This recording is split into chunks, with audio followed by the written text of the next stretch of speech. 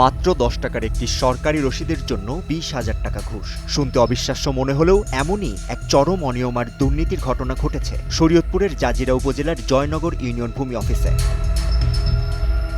ভুক্তভোগী আজিজুল হক তার জমি রেজিস্ট্রির জন্য খাজনার রসিদ কাটতে জয়নগর ভূমি অফিসে গেলে তহসিলদার লিটন দেওয়ান গড়িমসি শুরু করেন। এক পর্যায়ে সোজা দাবি করে বসেন ২০,০০০ টাকা ঘুষ। নিরুপায় হয়ে তিনি বিকাশে টাকা পাঠান, কিন্তু রসিদের সরকারি ফি দেখানো হয় মাত্র ১০ টাকা।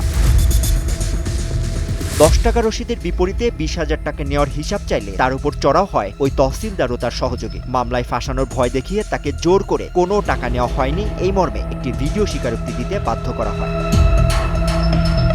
অফিস থেকে ছাড়া পেয়ে আজিজুল হক বিষয়টি এলাকাবাসীকে জানালে বিক্ষুব্ধ জনতা ঘেরাও করে ভূমি অফিস। জনতার তোপের মুখে পড়ে অবশেষে ঘুষের ২০,০০০ টাকা ফেরত দিতে বাধ্য হন অভিযুক্ত তহসিলদার লিটন দেওয়ান। ওই ঘটনার পর থেকে অভিযুক্ত তহসিলদার পলাতক রয়েছেন এবং তার সাথে মুঠোফোনেও যোগাযোগের চেষ্টা করে পাওয়া যায়নি।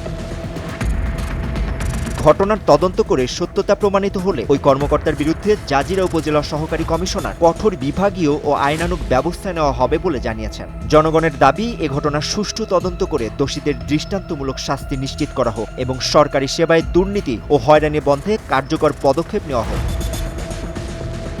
Shakib Mahmud, Times today.